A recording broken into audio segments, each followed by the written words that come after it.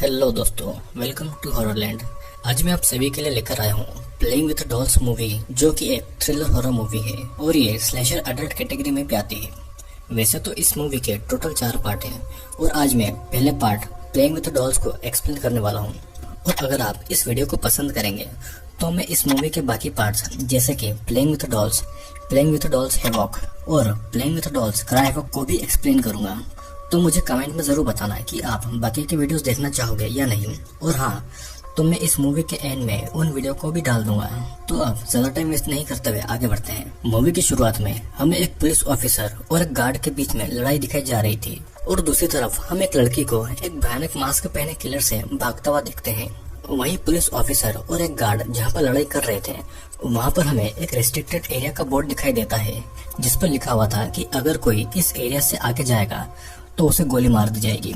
इधर दूसरी तरफ उस भागती हुई लड़की के पेट में चोट आती है जहां से खून भी निकल रहा था, लेकिन फिर भी वो लड़की किसी तरह से उस किलर से बचकर भाग रही थी। किलर भी उसके पीछे आराम से आ रहा था क्योंकि किलर को पता था कि लड़की कितना भी भाग ले उससे बचकर नहीं जा पाएगी। और आखिरकार वो किलर उस लड़की को पकड़ ही लेता है। लड़की रोते हुए उसे छोड़ने को बोलती है, लेकिन किलर उसे मारकर बेहोश कर देता है।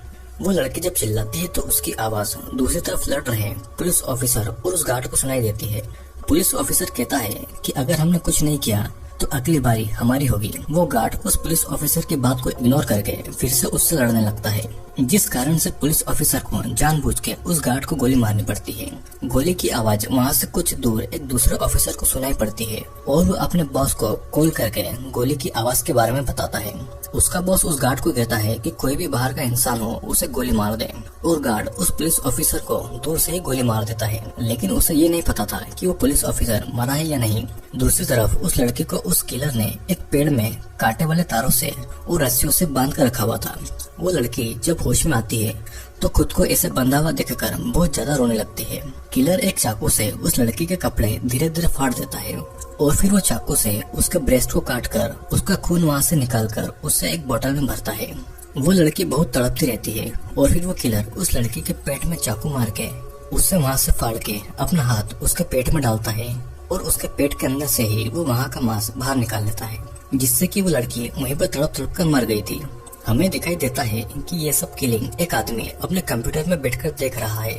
उस जंगल में हर जगह कैमरा लगे हुए थे और वो एक बहुत ही अमीर आदमी था और उसे लड़कियों को तड़पता हुआ देखकर बहुत मजा आता था और इसीलिए उस अमीर आदमी ने उस किलर का रखा हुआ था लड़कियों को मारने के लिए, और वो अपने मॉनिटर पर उन्हें मरता हुआ देखकर खुश होता था।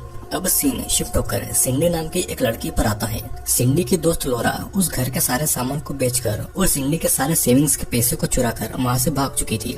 और तभी घर का मकान मालिक आता है और वो सिंडी से उस घर का रेंट मांगता है और सिंडी के पास में जो आखिरी पैसे थे वो उस मकान मालिक को दे देती है, लेकिन अभी भी उस मकान मालिक के पैसे बाकी थे और इसीलिए वो मकान मालिक सिंडी को अपने साथ में इंटीमेट होने के लिए ऑफर देता है और तब वो उस घर का रेंट फ्री कर देगा, जिससे कि सिंडी गुस्से में आकर उसे घर से बाहर निकाल देती है। सिंडी फिर अपनी जॉब से बाकी के बचे हुए पैसे लेने जाती है और तब वहाँ की बॉस सिंडी से अपने पति को सेक्सुअली सीड्यूस करने का इल्जाम लगाकर उसे वहाँ से भगा देती है, जिससे कि सिंडी हार मानकर जब अपने घर जाती है तो वो ये देखती है कि उसके घर के दरवाजे पर कोई एक बॉक्स छोड़कर गया हुआ है। उस बॉक्स में एक कार की चाबी थी और सिंडी को जॉब ऑफर का कॉल आया हुआ था। सिंडी को कोई प्रॉब्लम ना हो तो उसी कार में बैठकर कार के जीपीएस में लगे हुए लोकेशन की तरफ आने को बोलती है। सिंडी के पास अब कुछ नहीं था और पैसे के लिए वो उस जॉब के लिए मान जाती है। सिंडी जब बाहर आती है तो बाहर उसका मकान मालिक सिंडी को बाहर निकालने के लिए आया हुआ था और सिंडी उसी के सामने उस बड़ी सी गाड़ी में बैठकर वहाँ से चली जाती है और उसका मकान मालिक शॉक्ड होकर उसे देखने लगता है।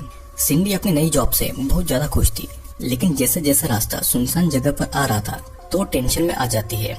वो रास्ते में लकड़ी काट रहे एक आदमी से वहाँ की डायरेक्शन पूछने के लिए बाहर आती है तो वो आदमी उसे बड़ी बुरी नजर से देखता है, जिसे सिंडी भाग जाती है और वो ये भी जान गया था कि सिंडी अकेले उस जंगल के रास्ते में आई है।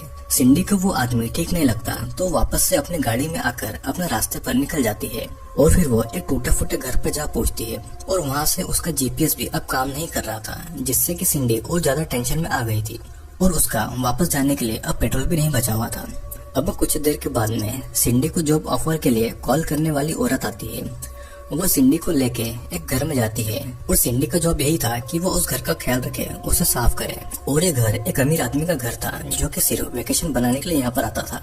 वो औरत उसे कहती है कि घर पर कैमरास भी लगे हुए हैं, लेकिन वो चिंता नहीं करे क्योंकि ये कैमरा सिर्फ घर के मालिक के वहाँ पर आने पर ही उसे ऑन किया जाता है। सिंडी को अपना काम समझाकर वो औरत वहाँ से चली जाती है और तभी हम देखते हैं कि वही मास्क पहने हुए किलर घर के अंदर ही घुस रहा था और सिंडी को ये बात पता भी नहीं चलती। सिंडी बहुत खुश थी क्योंकि उसके पास अब नई जॉब थी। सिंडी के पास रहने के लिए जगह भी थी और उसके पास कुछ पैसे भी थे। अचानक से उसके पास में घर, सैलरी और बहुत सारे नए कपड़े भी आ गए थे। सिंडी एक के बाद एक नए कपड़े पहन रही थी और खुशी से डांस कर रही थी और किलर घर में घुसकर सिंडी के सभी हरकतों पर नजर रख रहा था। दूसरी तरफ हम देखते हैं कि वही अमीर आदमी घर के अंदर लगे हुए कैमरा से सिंडी पर नजर रखे हुए था और ये घर उसी अमीर आदमी का था और सिंडी उसकी अगली शिकार थी। उसने सिंडी को जॉब का लालच दिया ताकि वो उसे भी बाकी की लड़कियों की तरह तड़पा तड़पा कर मार दे। उस आदमी के पास में बहुत सारी बोतल्स थी जिसमें कि ह्यूमन बॉडी के पार्ट्स थे और बोतल को लड़कियों के नाम से भी रखा गया था। वो आदमी एक बोतल में सिंडी के नाम का लेबल लगा देता है जिसका मतलब साफ था कि अगली बारी सिंडी की है और अब उस बोतल में सिंडी की बॉडी के पार्ट्स जाने वाले हैं। यहाँ पर हम देखते हैं कि सिंडी बाथरूम में नहाने जाती है और वो किलर उसे मारने वाला था, लेकिन वो अमीर आदमी किलर को ऐसा करने से रोक देता है क्योंकि वो अमीर आदमी सिंडी को थोड़ा और देखना चाहता था। वो किलर को धमकी देता है कि अगर उसने उसका कहना नहीं माना तो वो उसे लड़कियों का शिकार करने नहीं भेजेगा और उसे जेल भेज देगा। किलर उस अमीर आदमी की बातें सुनकर गुस्से से वहाँ से बाहर आ जाता है। सिंडी जब सुबह उठती है तो दरवाजे के सामने एक मरा हुआ जानवर था जो कि किलर ने सिंडी को डराने के लिए रखा हुआ था। फिर कुछ देर के बाद में किलर जब अपने घर पर जाता है तो उसका घर एक कैनिबल फैमिली का घर था। वहाँ पर मरे हुए लोगों के कंकाल, हाथ पैर और उनकी बॉडी के पार्ट्स हर जगह लटके हुए थे और ये किलर इतना ज्यादा साइको था कि वो किसी को बिना मारे नहीं रह पाता था क्योंकि उसे लड़कियों को मारने में बहुत मजा आता था। वो सिंडी को मारने के लिए भी तड़प रहा था, लेकिन उसे उस अमीर आदमी ने ऐसा करने के लिए रोका हुआ था।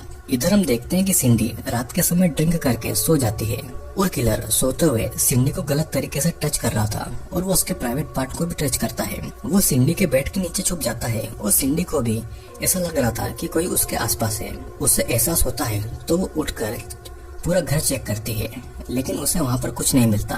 अगली सुबह सिंडी घर के बाहर बने एक हॉट टब में अपने पूरे कपड़े निकाल के नहाने जाती है और तभी वहाँ पर एक पुलिस ऑफिसर सिंडी से मदद मांगने के लिए आ जाता है। वो ऑफिसर पूछता है कि क्या उसके पास में कोई फोन या फिर वहाँ से निकलने के लिए गाड़ी है, लेकिन सिंडी के पास में कुछ भी नहीं था और उसकी गाड़ी में भी पेट्रोल नहीं था। उस पुलिस ऑफिसर को बहुत ज्यादा चोटें आई थी तो वो वहीं पर बेहोश हो जाता है। पुलिस ऑफिसर को जब होश आता है तो सिंडी ने उसके घाव पर पट्टियां लगा दी थी और वो अमीर आदमी पुलिस ऑफिसर को अपने घर के कैमरास में देख रहा था और इसीलिए वो अपने आदमी को उसे मारने के लिए ऑर्डर दे देता है। पुलिस ऑफिसर सिंडी को बोलता है कि वो यहाँ पर एक किलर को पकड़ने आया हुआ है जो कि बहुत बेरहमी से वहाँ पर आने वाली लड़कियों को मार डालता है। ये किलर एक जेल से भगा हुआ कैदी है और इस जंगल में छुपा हुआ है। पुलिस ऑफिसर थोड़ा हैरान भी था क्योंकि उस घर में कम्युनिकेशन करने के लिए कोई भी फोन या फिर वहाँ से निकलने के लिए कोई भी गाड़ी नहीं थी, तो सिंडी यहाँ पर अकेले कैसे रह रही थी। अब कुछ देर बात करने के बाद में पुलिस ऑफिसर सिंडी से पूछता है कि उसकी जैकेट कहाँ पर है। सिंडी ने जैकेट को ड्रायर में डाल दिया था तो पुलिस ऑफिसर तुरंत वहाँ पर जाके उस जैकेट को निकालता है क्योंकि उसके जैकेट के अंदर एक फ्लैश ग्रेनेड था और ये फ्लैश ग्रेनेड वही फ्लैश ग्रेनेड है जो कि पबजी में कुछ देर अंदर करने के लिए फेंका जाता है। वो उस ग्रेनेड को बाहर निकाल कर रख देता है और तभी उस अमीर आदमी के लोग उस पुलिस ऑफिसर के ऊपर गोलियों से हमला कर देते हैं। पुलिस ऑफिसर भी उन पर गोलियां चलाता है और घर के अंदर वो किलर भी सिंडी को मारने के लिए आ गया था। सिंडी उससे भागने के लिए घर के बाहर चली जाती है और किलर भी उसके पीछे पीछे चला जाता है उसका शिकार करने के लिए। वो सिंडी को पकड़ने के लिए जंगल की तरफ भाग रहा था और सिंडी उस फ्लैश ग्रेनेड को उस किलर के ऊपर फेंकती है जिससे कि बड़ा धमाका होता है।